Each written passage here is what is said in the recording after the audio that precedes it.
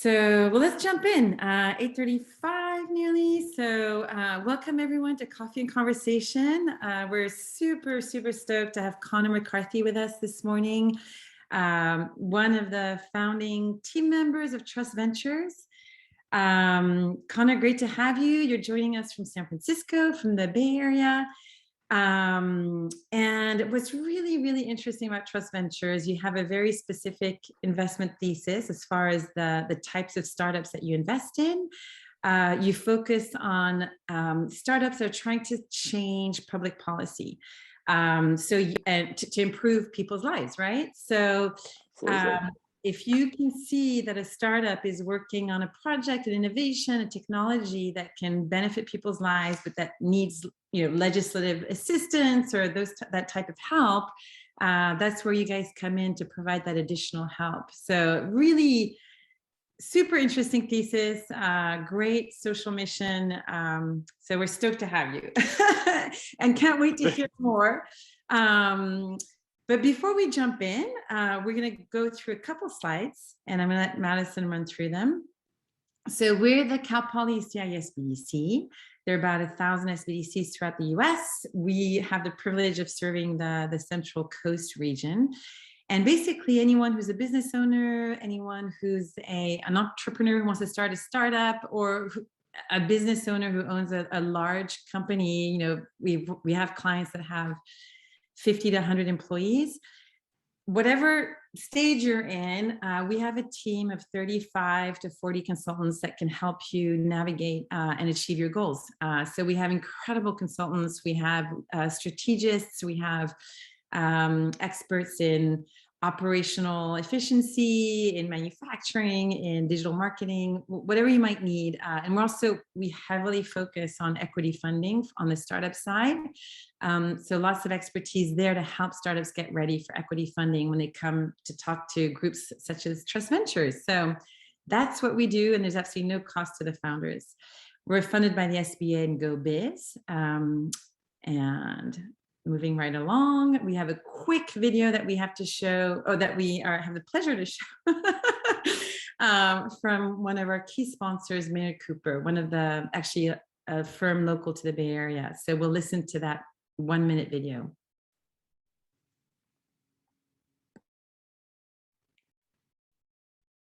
Here it goes. Thank you. Hi everyone, my name is Jamal Al-Haj and I'm a partner with Maynard Cooper & Gale in the firm's San Francisco office. Maynard Cooper is a full-service law firm of national reach with over 300 lawyers across 11 offices coast to coast. Our San Francisco practice focuses on advising emerging growth companies and venture capital firms, including with respect to equity management, financings, employment, and intellectual property matters.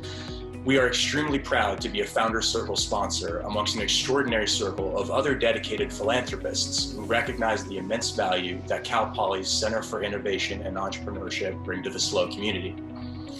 We hope that each of you enjoys this upcoming training and workshop and are able to incorporate the knowledge and know-how that will be presented shortly to further help grow, develop, and accelerate your businesses. Thank you, Maynard Cooper. So now to our guest speaker, Connor. I did a quick intro at the start. Hopefully I captured the essence of your thesis from your group. And I'm gonna let you jump right in. So yeah, perfect. There we go. Absolutely. Awesome. Well, thank you so much for having me. I'm so excited to be here. Everybody who's in SLO, you're living my dream. I'm originally from the Bakersfield area, and I now live in San Francisco, but SLO is heaven on earth. So I'm really excited to be chatting with everyone. I'm going to be talking about growing and scaling success at the seed level. Just really quickly, can everybody see my screen? Is it visible? I want to make sure. Yeah, we can see it. Sure. And then I just want to add one thing, Connor, sorry to jump back in, but if anyone has a question, or we like this to be interactive throughout the session. So if anyone wants to jump in at any time, you don't have to wait till the end of at the end of the slides. Please put a question or any comment in the chat box, and we'll bring it up for discussion. Thank you. Awesome, thank you. And please feel free to catch me if I miss this. I'm looking at 2 screens, so I want to make sure no notifications or questions are missed. So I'm really excited to be chatting with y'all. just a quick look at what we're going to be talking about. I'll give you a quick intro on my background, a little bit about Trust 2 in case that's helpful for you. And then what we're going to be talking about is what a seed company actually looks like at the seed stage, what investors are thinking about if you're starting to think about how do I engage with investors, or even just how to build that business plan. And then additionally, just including some resources that might be helpful at the seed stage for founders or folks thinking about doing things in this space. So let's go ahead and dive in. So just by way of background, I'm Connor. I am an associate on the deal team here at Trust Ventures. My background's in the VC and ops side in terms of startups. I was a philosophy major and African American studies minor, wasn't a major at the time, at Georgetown University. And really loved the intersection of technology and policy. It felt like the plumbing of government really was getting kind of passed over by these big systems that were helping to usher in interesting new enterprise capabilities. And so that's what really led me to joining Andreessen Horowitz. I was a partner on the market development team there. What that means, and this is more context for any Q&A in the future, as you think about how different VC firms work, they are a huge services firm, which means a lot of the teams are post-investment and are able to work with those companies to assist them during the process. So I worked on market development, go-to-market strategy, and then after that was at APC and a govtech startup called Esper, where I was chief of staff. So happy to chat through really anything about early stage or on the VC side of things. Hopefully we'll be able to answer some questions there. Awesome. And oops, sorry. There we go. Awesome. So with intros out of the way, and just by way of background, why seed is interesting for me. At my current role at Trust Ventures, we are an early stage fund, just like Judy mentioned. We focus on companies from the pre-seed to Series A level. Our average check size, can really range anywhere from 1 to 10 million, depending on kind of round dynamics. And as she mentioned, we're looking for those regulatory pieces. So definitely something that we spend a lot of time thinking about. A seed stage company is something that really depends on your definition of who you're talking to. Previously, what seed referred to was really that first piece of institutional funding that you're going to get from somebody who you can't call directly on your phone. This is going to be a micro VC fund. This is going to be an accelerator. We hear a lot of companies like Y Combinator or 500 startups really ushering in kind of this level of growth. The interesting thing for what the definition of seed really means now is that seed is kind of consistently changing. So we like to think of seed as really the first big check you're going to get. I'd say the questions that you want to be asking yourself when you think you're ready for a seed round are really around, do I have kind of a minimally viable product or an idea that is interesting to work on? And do I have some interesting insight, unique knowledge that somebody else doesn't? Is it hard earned through knowledge in my previous roles? Is it learned through some technological innovation? Is it an interesting business strategy? Whatever it is, that's really helpful at this stage. And I'd say, last note here as to why this is changing. We've seen kind of a massive shift in where the amount of money is flowing into venture capital. So traditionally, it used to be a really small check size and really hard to get seed stage funding. It was probably $1 million max. Now we're seeing seed rounds that are, having massive valuations, and people are raising $20 million in a seed round. Name can really depend on what it means there. But that's really kind of a symptom of just a lot of larger institutional investors participating at different stages of venture capital, which is causing people to get more competitive and be willing to, write bigger checks. Additionally, on the entrepreneur side, as everybody watching this knows, there are a lot more interesting tools to build companies. So it's becoming more and more easy, or I shouldn't say easy or easier, but it's becoming more accessible in some ways in terms of, technological stacks as an engineer. If you think about building pets.com, for example, prior to the first tech bubble, it took a lot to get a website online. And now that's something that a single engineer can do. So a couple of factors there that we're seeing, in terms of what a seed stage company looks like. But I'd say generally the idea to have in your mind is I have something that I can show investors, but I definitely don't have, massive product traction. I don't have customers who can refer to me. I'm not ready to necessarily press go on growth yet. I have a good idea and I have some early evidence that it's seeming to work. So that's a little bit about kind of how we think about a seed stage company. And then, of course, I think what's helpful is thinking about kind of from an investor's perspective, what are the top elements that they're thinking about in terms of evaluating seed stage companies? From these two, we can kind of dive into suggestions about things to be thinking about, ways to kind of fine tune your company, but kind of 6 big elements that I wanted to highlight here. Team, product, market, outcomes, timing, and risks. So we can just kind of talk through why those are relevant for investors. The first being team. At the seed stage, I think this is a pretty risky business from an investor's perspective. You don't have the kind of traction that later stage markets do to justify particular investment or valuations. So what they're really focusing on is this question around team. Why is this the right team to be building this? And additionally, how is this team going to grow in the future? So if you're missing any pieces, how are you going to kind of equip yourself through hiring, through future growth, to make sure that this team is truly the A team of doing whatever you're doing? And as you start to think about that, I think there's some helpful tips at the back here. But at the seed stage, it's really going to be a small team. So most people are going to be looking like a jack of all trades in some respects. I think it's very helpful to make sure that you have some early divisions on labor. And especially with kind of your early executives, be thinking about, what am I best at in my job? And what do I not love spending time on, or what isn't a high value use of my time? Some folks, founders will literally track this on a pie chart. I'm not always studious enough to track my time that way. But that can be a helpful way to understand what should I be hiring out from underneath me to make sure we're growing and scaling like a true seed company. So that's a little bit on team. Additionally, thinking about how investors like to think about qualifying team. They're going to be looking for, what have you been doing before this job that gives you some unique insight? Is there kind of unique team chemistry or a way that your team operates well and efficiently? And then lastly, having been a chief of staff and the person in charge of HR things, I really love to assess, is this a leader that people want to follow? So I think really thinking about, setting your culture, and that can be, it feels sometimes like a hand-wavy term.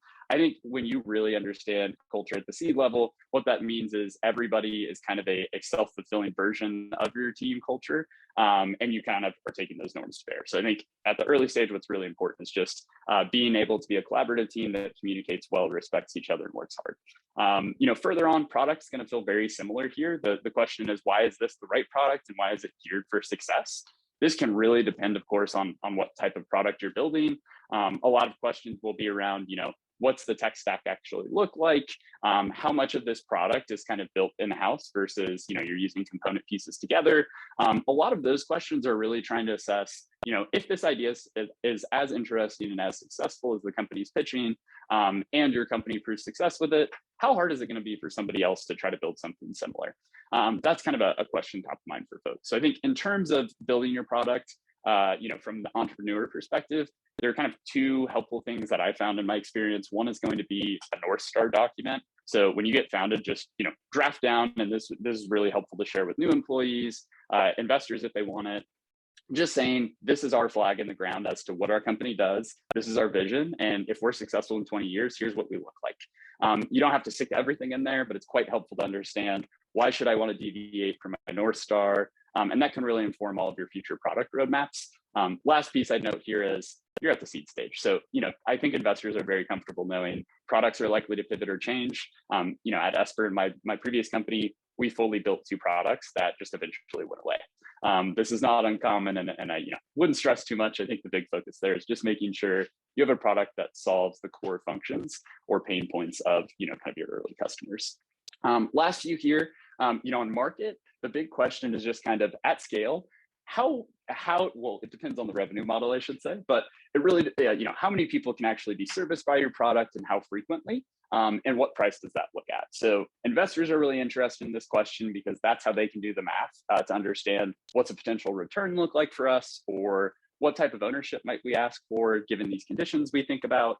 I think this is also helpful just to consider from an entrepreneur perspective. How should I be framing my pitch? And then, additionally, if you ever feel that market number is looking, different, I just basically say, look at the scope of your full product roadmap and try to think about, in 5 years, if I actually build this product, theoretically, if everybody wanted to buy my product, what would that number look like? That's kind of your bottoms up number. It's pretty helpful. And that's something that you can always work on investors with. Early stage, we anticipate those numbers are going to change. Projections are early. Additionally, very similarly, we're going to think about outcomes. So this is especially true at Trust Ventures. We're thinking about at scale, if you do what you want to do, what happens to and for society? Is this kind of a positive net gain that we have? And in what ways does this happen? Is it accessible to everybody?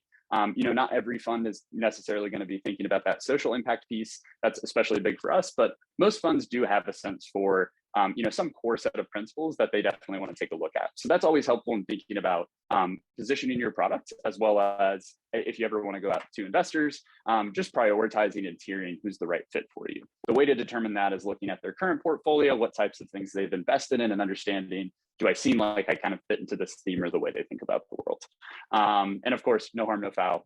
Worst they can say is this actually isn't a fit for us right now. Last two pieces. One is timing. So, like all these questions, we're trying to understand, why is this the right moment right now? If this is such a great pitch and an idea that the world needs, why hasn't it happened? Or if it has tried to happen before, why did it fail then, and why won't it fail now? This is often, a symptom of the type of product you're building. It might be that it wasn't possible to build this type of technology before because, quantum computing is a great example. The timing is right now because we finally can build quantum computers. We couldn't do that most of the time in human history. So that's kind of a core question to ask. I think, at the seed level, you should just really be asking this in kind of customer interviews, like, why are you finding such kind of early traction? What pain points are you solving most? And typically that'll help inform you of these kind of macro trends that typically lead to challenges. An example of this, previous company, Esper, we sold into government agencies to help them write regulation, that we sold that software. Post-COVID, that was kind of a timing issue that was huge for investors. Government never had to work from home, and our system was one of the few that allowed them to do that. So it became kind of a macro trend that was very helpful for us. That's one way to think through, how are investors kind of piecing these pieces together? Because at the time, we were similarly thinking, well, government budgets might go away. We're very scared. We want to make sure they can do these emergency regulations. So helpful to think there. And then lastly, risks. What am I actually missing here? What else can go wrong, and how can this go to zero? I think as an entrepreneur, you probably know that best. It's the thing that keeps you up awake at night. But it's the most helpful answer to investors. It's really just, I'm aware of those risks, and here's kind of our execution plan for where we're going to go. Every business comes with some level of risk. So just thinking through, how various kind of business strategies impact that kind of risk surface area, if you will, can be pretty helpful from an investor perspective there. So those are generally, things to think about in terms of how investors kind of position themselves with companies, as well as just generally speaking, how to think about that from kind of an early stage perspective. Lastly, wanted to highlight a couple of things here. And then I figured we'd probably have some questions based on this that we can dive into more specific examples. But I think one of the toughest things of being at the seed stage is just having the right amount of tools and resources. Where do I look? Who do I talk to? And so I think it's very, very helpful early on to get a sense for what kind of tech stack you're going to need. Most importantly, most companies are going to need some form of tracking their customers or relationships with their customers. I cannot stress enough that this is something that you should do as soon as possible. It is so much easier to have a CRM and edit it as you go, rather than trying to backfill it with data that's important to your sales process. The reason this is helpful is it can really help give you institutional knowledge as you grow your team. New sales folks will have the context to make sure that they understand, new opportunities and can close that deal. Additionally, it just really helps from a reporting perspective. You have to, there's a lot of manual work if you're not really using a CRM there. So I list a few examples. It depends really on kind of pricing and what your team needs are. HubSpot's free and can be pretty helpful. Salesforce is, of course, Salesforce, the giant. There are a lot of new solutions like Affinity that can do some predictive stuff for you. If anybody has specific questions there, happy to chat through, your specific example and how that might be helpful. Additionally, a couple of other things that I think are always helpful. You're going to have to do some admin and payroll. So I think being able to take that off your plate as soon as possible is great. Gusto, JustWorks and Expensify for the expense piece is very, very helpful and something that we see with a lot of our companies. Similarly, we see Carta utilized for just company ownership and tracking. Once you start to think through, kind of stock ownership plans, how the company is structured, it's especially helpful to just have a team that can support you with an audit function. And then lastly, depending on how much your sales team is mobile, Trip Actions is very helpful. I think any tools that allow you to very quickly reduce the amount of time you're spending reviewing administrative functions is a huge plus. And then to that end, beautiful AI Canva slides is great for presentations. You're going to need that both on the sales side as well as if you ever want to go to investors. Last pieces, I think, one thing that's helpful to think about if investors are interested is what are they reading? This is both helpful, one, just to kind of get up to speed as to what's top of mind for them. How do I kind of frame this pitch? Listed a few that people like to look at a lot. Axios Pro Rad and a couple of other newsletters, especially Strictly VC. Those are just, daily mentions that are going to tell you about what types of deals are happening. Also a helpful way to know, what are people kind of actively investing in right now. And then as you start to think about, kind of more team specific issues, you want to kind of dive into management issues, highly recommend First Round Review. First Round Capital is a great VC fund, and they have a whole publication that is dedicated to pieces from their entrepreneurs that make specific recommendations about hard-earned lessons that they have from running companies, like how to be a manager, 25 ways to kind of work with teams, etc. Those can be super helpful. From a similar perspective, Andreessen Horowitz blog posts can be pretty helpful in that regard. They like to write a lot. It depends on the VC fund. Some really see that that's kind of a great way to get entrepreneur engagement. And so highly recommend those. I find those to be kind of helpful operational manuals. Last tips that I'll list here, and then I promise to pause for a little bit. First, as I mentioned before, the CEO's job is really to hire away from their job. I think a persistent challenge with seed stage folks, and I know this, is it's a labor of love and you really don't want to give up your baby. And so I think the best type of founder is going to be the one who says, I want to hire really smart people, probably people who are smarter than me, to do the stuff that I can't focus on or do well. As soon as you can do that from a budget perspective, I think it's quite wise. Of course, that's pegged to how quickly you're growing.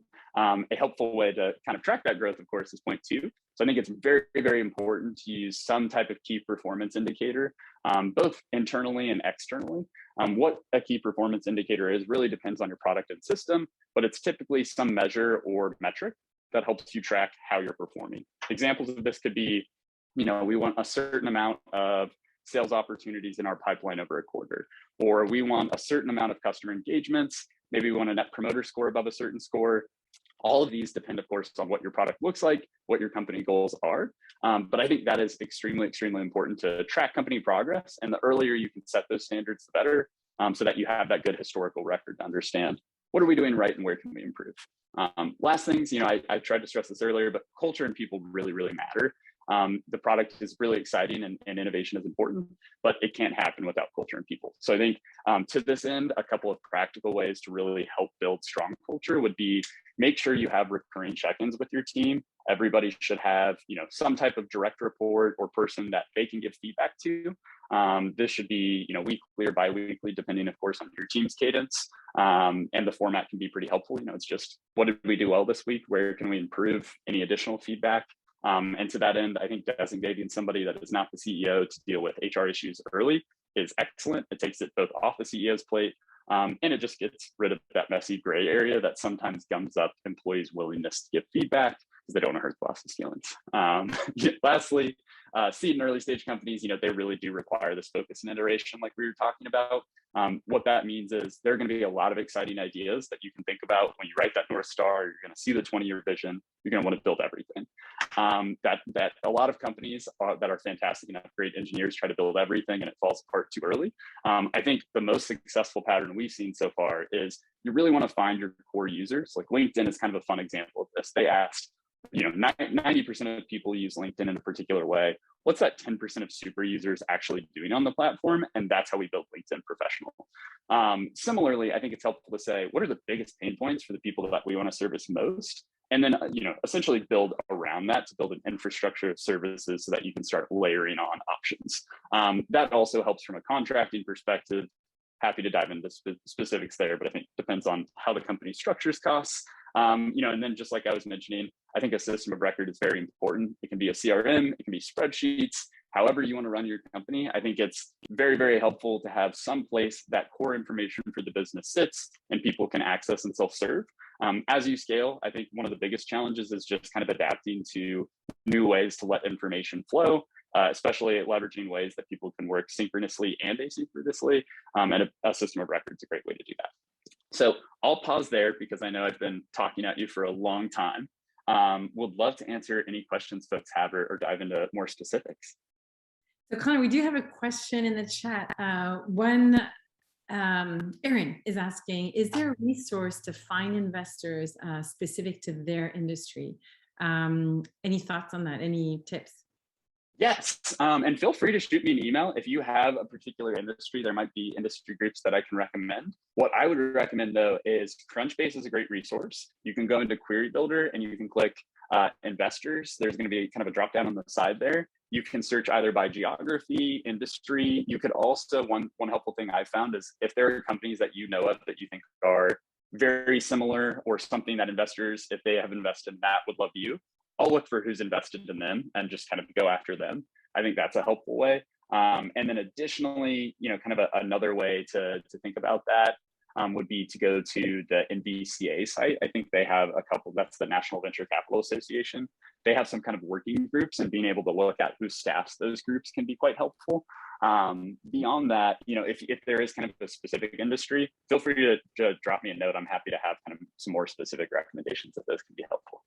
Yeah, no, that's good. I was actually going to put it out there. We have quite a few participants. I know startup founders, obviously, who are fundraising or starting to fundraise. So if anyone wants to put in the chat the industry that they're in, and if there's investors that they're looking for in that industry, maybe it'll trigger a thought from Connor. So feel free to drop that in the chat.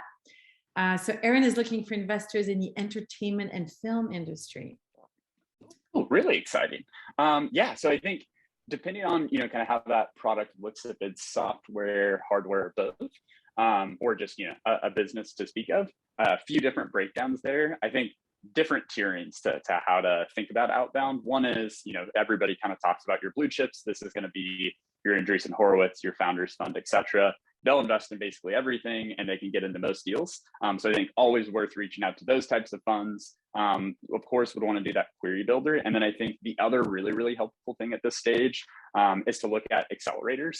There are, obviously 500 startups, Y Combinator are the big ones, but I think there are more focused ones. In particular, I need to double check this. Mucker Labs is one down in LA that I think works on some entertainment issues. But I'll do some follow-up with our team to make sure that we have a better list for you there. Thanks, Connor. And actually, that's a really good tip. We have startups that are in our incubator program, and we encourage them to also, parallel to that, participate in 2-month, 3-month accelerator programs just to access additional resources. And we had a great example with one software company that was focused on environmental, in the environmental industry. So she went to a Techstars program focused on that, and it connected her. They understood her market so well, and she was able to connect with the right types of investors as well. So that's a great tip, actually. Yeah. And then I'm going to put in the chat, I'm looking for the link right now, but I just, interestingly, I got, there's an event in LA right now on startups in the entertainment industry. I will put the link in the chat in just a second. We have another question from Roy, who's asking, does your fund invest in any medical device or pharma? And I would imagine that is definitely a space where you can have a lot of impact at the policy level. So I'll let you jump in. Yes, I was going to say most definitely of interest. The way that we kind of think about investments is we want to be able to provide you a unique regulatory service or assistance. So if you're looking for 510K help or de novo, if that's the sole regulatory issue, we can help, kind of set you up with an advisor. But I'd say generally speaking, medical devices and pharma is absolutely in our wheelhouse and something that we spend a lot of time thinking about. So we'd love to follow up if you have any thoughts there.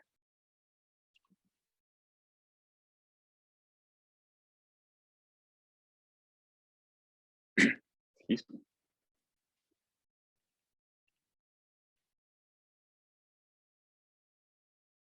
Oh, I apologize. I think it's on mute. Sorry about that. We have a great question. No, are you investing in the service industry? So Z is the founding partner of one of our local law firms. So I think he's referring to the professional services. Are you seeing any in there and any investments being made in that industry?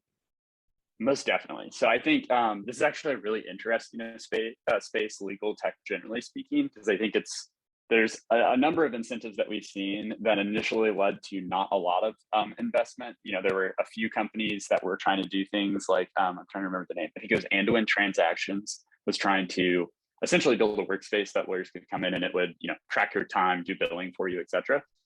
Not very well suited for lawyers. That's not something that, they don't love automation in that respect. So I think the market's gotten much smarter about investing around kind of existing infrastructure. A few examples from our portfolio, we have a company called Steno. Steno helps set you up with a stenographer. There's an interesting regulatory issue there as to where a stenographer can be licensed and if you can use a stenographer in another state. A very deep conversation that we can dive into if anybody's interested. The short answer is there's basically a regulatory opportunity for that to exist. So we're able to allow folks that typically probably would be paying thousands of dollars in depositions to be able to use cheaper components to make sure that they have the best counsel around them, and counsel, of course, can select that. So that's one example. I think that's an answer that really just says there's a lot of kind of supporting infrastructure around there that requires some tech-enabled services, which is probably one of your biggest takeaways that I'd say. And then additionally, I think there's some consumer-facing legal tech. Like we have LegalPad in our portfolio that helps folks navigate the work visa process. And I'd say that's one of the other kind of macro trends we're seeing in this space. It's really automation of, I like to call it human augmentation, because I think we're never going to automate the most important parts of those human services industries, but there's a lot of busy work that those human components have to spend time on, and they don't get to focus on kind of the biggest human capital purposes. And so I'd say the biggest trend we're seeing is systems that take away those pain points and allow service workers like lawyers to really focus on kind of legal research and opining. Yeah, I hope that was helpful. The admin side of it, yeah. No, those are great, because it's definitely the law profession. I come from it has always been fairly archaic. They're always the dinosaurs, right? It takes them more time to adapt to the use of technology, and so yeah, great information. We have someone in the group who's looking for funding for a product or service in the education industry. So education, so it's pretty broad. I would imagine it may be an area where there's some policy impact there too, but any thoughts on that one, Connor? Yes, would love to talk about education more broadly. I'd say from a Trust Ventures perspective, we're very interested. So if you are looking, please feel free to reach out.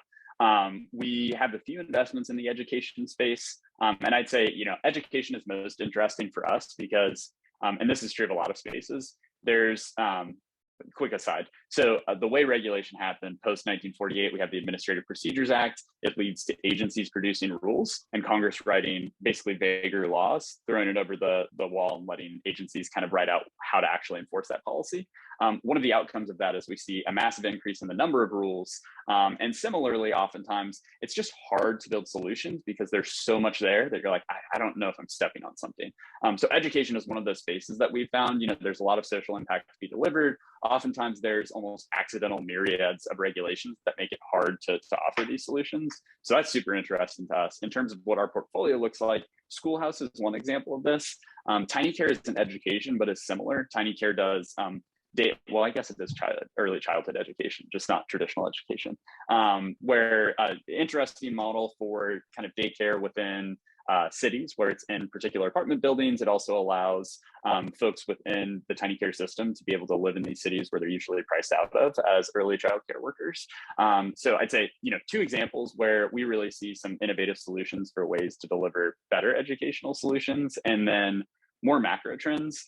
I think this is an area that people are getting pretty interested in. A lot of venture capitalists have strayed away from areas that were heavy with regulation because they don't really know how to right size that risk. I think we're seeing, especially post-COVID, there's been an explosion of interest in education technology. I think two big reasons. One is just the market. Like, obviously, we need to adapt to this new way of schooling. We're seeing companies come out with new models for either homeschooling, remote schooling, some hybrid version of that. And then the second big, I think, peak up in interest amongst VCs is they're usually personally feeling this problem. There are a lot of parents in the VC industry who are like, I need to go meet some entrepreneurs in this space because the way that my kids are living right now is just like not working for me. And so I'd say this is our timing question as to what people are thinking about. It's a very interesting time to be looking at education technology. Mm-hmm. Thanks, Connor. And then this is another interesting topic. So someone here, Marjorie, who's working on, overcoming racism within the religious world. So that's an interesting topic. I'm not sure exactly what the service is, but are are there funds out there that do invest in these more, this is more of a cultural issue, right? And it's definitely harder to define. Anything in that world that you know about? Yes. So depending on, would love to hear more about what the project looks like, and happy to dive into if there are, any kind of regulatory issues that we can be helpful with. But thinking about kind of that broader set of investors, there are definitely folks investing in, I'd say, like, I don't know if I'm saying less VC is fair, but, like less traditional investments, let's say. A lot of funds that are really exciting. So one that I think is very relevant from a church perspective is Praxis Capital. They are specifically kind of a religious focused fund that is looking at ways to, I'm going to ruin their pitch. Please look up Praxis Capital. I've talked to their team. They're fantastic. And this sounds like something that might be up their alley. I know there are other funds. How do you spell their name, Connor? I'll write it in the chat. It's Praxis. I know that their big pitch is kind of supporting people who are building tools that essentially embody these teachings, but I feel like I'm really butchering the pitch. So I highly recommend looking at their site. I'm sure that having a name to go check up and look up is great. That's really great. And yes. then yeah, and I would encourage everyone, and obviously I'm sure people know this, but whoever is the founding team of a fund, look them up on LinkedIn, and you can always. I'm always amazed at how I'm able to connect with team members, because we have people in common that we know. So that's always helpful too, and that can lead you to the next bit of your research there.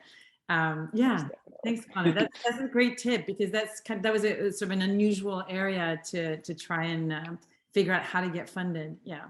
Yes, and I will say there's like a few other avenues. Accelerators are getting really big, so I think the scope of stuff they're looking at is getting increasingly interesting. I've also seen more traditional investment funds start to take on different investment theses, if this makes sense. So I'd say like there are some funds, like an Emerson Collective is a great example. They do VC investing. They also do investing that looks probably more like social impact projects, or at least less traditional, non-traditional investments, if you will. And then there are other funds, more traditional VCs like Andreessen Horowitz, who just opened up the American Dynamism investment thesis, which is like systems that improve infrastructure or lives of America, basically saying like, this should be an optimistic response to the current moment we're in.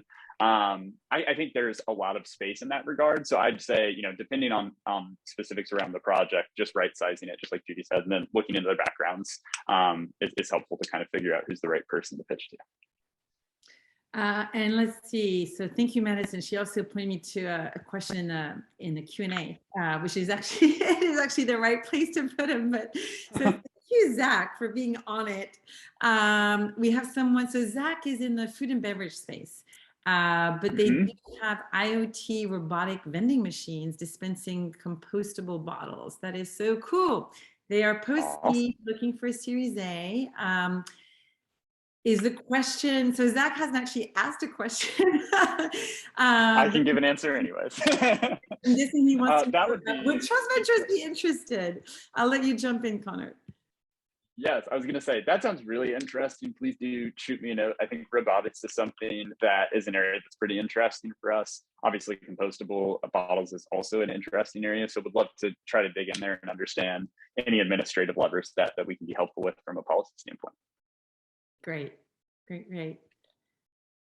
So Connor, are there more slides after the questions, or do we keep going in the conversation? Oh yeah, no, that was it. Happy to dive in further. I figured if there were specific areas that we do want to revisit, happy to dive in, but wanted to make sure I wasn't just hogging all the time. Oh, no worries. So we have another great question, and I'm wondering if there's a way to have people jump in and ask Madison if we can do this. And just ask their questions directly, because I think that's pretty fun too. We could stop the screen share and maybe see everyone. Madison, is that possible to see our attendees? That is a good question. I don't think so. All that we can do, because it is a webinar, is just allow them to speak. I don't think we can share video, but if you'd like me to give everyone at least the permission to chime in vocally, I can do that. I think that could be fun. We have Lexi here who is working on a medical, I guess device. I think it's more pharma. It's a non-hormonal male birth control product. So it's a pharmaceutical product. And she is asking. I'm not sure I can actually. I would love it if Lexi could jump in and ask her question directly. She is pretty generic. Any input? Hey, Lexi, nice being here. Yes. Hey, thanks everybody for this. It's been great. So good question. We're actually going to be introducing two products to the market, and one is coming from the device standpoint, and then one is coming from the pharmaceutical standpoint, and they are both non-hormonal options for male birth control. And so the question being, what do you have an actual question around that, or? Just if Connor or either of you guys have any interesting input for funding routes there, anyone to keep in mind other than the aforementioned, like Crunchbase resource and the other avenues Connor's mentioned. Yeah, I mean, definitely would love to take a look at it from a trust perspective. And then I can follow up after this. There's actually, I was just talking to a coworker about fertility is something that is generally like a massive area of interest, I think, among venture capital right now. There's, at least in terms of like conversations I'm hearing, what people are asking for in terms of, have you heard of technology around this space? So let me just ask and see if there's a good list of kind of top firms that he was talking to that I had asked for. Off the top of my head, I'd say medical device firms are going to be kind of a great fit. Well, one firm that actually comes to mind, obviously they're a blue chip, but NEA, New Enterprise Associates, does a lot of kind of smart biotech investing. They also have an office out in Baltimore outside of DC. So they similarly, are interested or at least open to companies that face kind of those regulatory challenges. So there's somebody that comes top of mind, but I'll follow up with you to make sure that there aren't any kind of good fertility lists top of my head. And then thank you, Connor. I appreciate that. Of course. Thanks, Lexi, for the question. And to add to Connor, we have Roy here who added the name of a group here in the chat as well, if you want to look that up. It's an accelerator program for device and pharma, and it's called Eagle Medical. So maybe something to look into. Maybe you can connect with Roy directly through the chat and get more information there. And then there's another one. We did have a medical device company go through our accelerator and incubator program called Olivia Health. They developed a postpartum hemorrhage medical device, a medical device that helps stop postpartum hemorrhage. They participated in a program called the Fogarty Institute in the Bay Area that focuses on medical devices, and they had a good experience there. So that's something else to look into, the Fogarty Institute. Yeah. Any more questions out there? So we have Michael Ryder, who is asking, how do these funds actually provide the capital, and what are so that's a big question. We might have to do a whole topic on that. But Connor, I'll let you jump in. But there's different. Basically, long story short, you own shares in your company and you sell shares to the investors. So there's different vehicles for the fund to obtain shares in your company. And Connor, I don't know if you want to give an overview of the different types of vehicles, but it evolves over the time and growth of the company, basically. Most definitely. And I feel like this is getting more and more novel as we go. Everybody's looking for new ways to offer funding. So I'd say, generally speaking, your cleanest version of a venture capitalist offering you money is they'll come in and they'll give you an agreement, and it will say, I agree to pay a certain amount per stock share or share of stock. I'm going to get this many shares. Typically, there's also going to be a lot of back and forth around, what's actually entailed in that deal, meaning like a board seat, rights to certain information. But in terms of taking ownership, there's going to be an agreed upon price for stock. And that is how you kind of get your valuation. So you're basically saying each piece of stock is worth X amount. We've also put in, this is where the terms pre and post money valuation come in. Pre-money is, you're just pricing the stock. Post money is you're adding the investment you just put on top of it. So let's say, we have 100 shares of stock, each is worth, $1, that's $100. If you invested $1 million in the round, post money is $1 million plus 100. So that's, your most traditional. I'd say the other ways that people are able to access capital, one is going to be debt. So this can be from a venture capitalist or otherwise.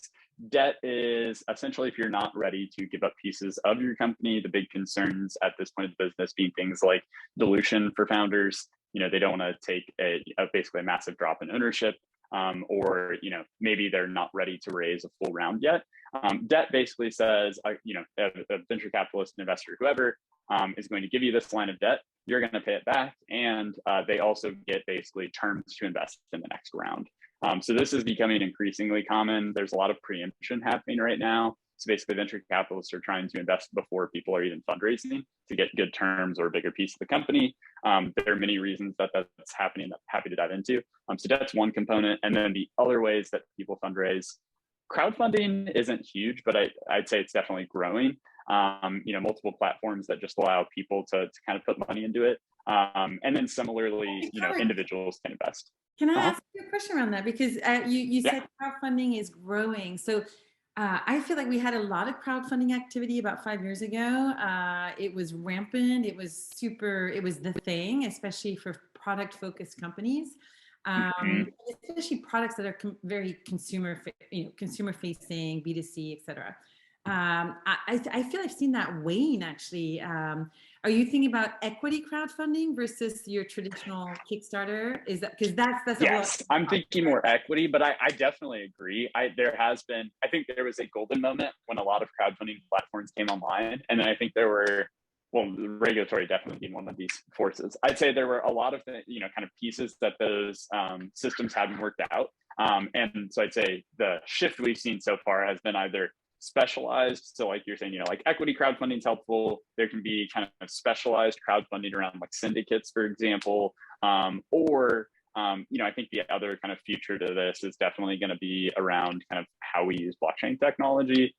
That's something that we just don't invest a ton in. So I have, my cursory knowledge for my own fund reading, but I don't have a strong view as to how those, the future of blockchain will be able to enable some of that crowdfunding. I know that a lot of people out here seem to think that, but we thought that 5 years ago too. So yeah, no, it's interesting. And so Aaron is asking you, is there a particular equity crowdfunding platform that you would recommend? So I know there's First Capital One Republic, or there's one that yes, I think it is First Republic. First Republic. I'm confusing like two banks.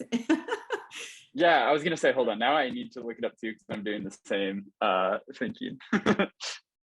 Oh, Republic is the one I'm actually thinking about. Republic is the one I'm thinking of too. Yeah, that's the one that I've seen a few startups explore opportunity with. Are there any other platforms that you are familiar with that you would recommend? That's another one that I'll ask the team and see if I have a better answer there. I just don't have a ton of familiarity with it off the top of my head. But that's mostly just because the companies we work with tend to shy away from that type of funding, mainly for regulatory purposes. So let me get a better answer and follow up there. Yeah, Aaron is also referring to WeFunder and Start Engine. I have heard of both of those as well. Yeah. Awesome. It's still a bit of a novel area. And I think with these types of novelties, there's always a question mark out there is how is it going to play out, right? In the long term, and how will it affect the growth of the business? How will it affect, are there going to be issues when an IPO comes up? Or, I mean, I don't know, there's some ramifications that haven't played out yet because it's such a fairly new concept. Yeah, definitely. Yeah. Any other questions out there? We're coming to a close. As Madison mentioned, we will share the recording. It'll be available online, and we'll circle back with Connor on a few items that we wanted to share with everyone, a few items that we talked about of additional information that we can share. Connor, any parting words of wisdom? Oh man. I just wanted to say thank you to everybody for taking the time to chat today. And well, two. One is if trust is interesting for you, please do feel free to shoot me a note. But similarly, seed stage is super painful. So I appreciate everybody who is doing that. And if I can ever be helpful, if there's anything here that was helpful today that you want to dig in further, please let me know, because this is having just left a seed stage company, I feel like it's a labor of love. So I appreciate everybody taking the chance to chat today. Thank you so much, Connor, and thank you for making the time. You shared lots of precious information. Thank you so much, really invaluable. So Madison has put in the chat the client sign up link. If there's anyone who attended the event this morning who would like to sign up to become a client with the SBDC, we work intensely on equity funding resources. We help companies get ready to pitch to investors, and we help introduce them to many angel groups, venture groups that we work with. Trust Ventures now being part of our portfolio of intros that we can make. So thanks, Connor. Thanks for the partnership. It was great to have you here this morning. Truly a pleasure. And we're going to end with some plugins on events coming up, just so that everyone knows what to expect for March. We have another coffee and conversation in March. I think, Madison, we're viewing your screen, but it's black. That's so weird. Let me try again. At least I'm seeing it black from my end. Is that better? Oh, awesome. Yes. Okay. So next month, March 9th, coffee and conversation again at 8:30 with Mo from Pipsticks. She's the founder and CEO. She has an incredible COVID story. She launched her business, I want to say at least 8 years ago. It seems like I've known her for a while, but anyway, she had prepared, her business was growing significantly. I'm not going to give any specific numbers, but it's a large business, lots of employees. She was getting ready for for adding new revenue streams and adding some brick and mortar activity to her business right when COVID started. And so she's going to talk about how she navigated that and came out of it even stronger and better. And her business is continuing to thrive and is growing beyond expectations. So really interesting. And it's a local company to San Luis Obispo. So we're super stoked to have Mo come next month. We have an SEO workshop coming up March 16 with our expert, Steve Burnside. Steve is phenomenal. He is the most knowledgeable person on SEO that I've ever met. He's phenomenal. So if you're interested in doing some marketing work for your business, some digital marketing, improving the marketing, SEO is one way to do that. Come join us March 16. And I think that's it from us. Thank you all. If you have questions, shoot us an email and we'll connect you with Connor. We'll send you sign-up links for our workshops. Sign up links to become clients. Again, everything we do is at no cost. So some workshops, are we switching to, no, they're still free right now, right? For now, yes. I believe that for the SEO workshop and some of the kind of more in-depth material, we are going to be charging because we are hoping, COVID depending, that we're going to have a lot of these workshops at least have a hybrid option. So everyone can come together and have some networking opportunities as well. Thanks, Madison. So there is going to be that switch just for the workshop portion. Sometimes we do have to pay our speakers. And if we ask them to come in person, it's a whole other level of engagement. So that's it from us. Thanks, Connor. Everyone have a fabulous day. It is so I don't want to, sorry, Connor, but it is absolutely an incredibly beautiful day out there today. Enjoy it. Come visit us in person. We'd love to host you. Maybe we could do office hours here at the Hot House. That would be awesome. Thanks again. Great to have you. I love that. Yeah. A true pleasure. I can't wait. Have a good one. See you soon. Bye. Bye.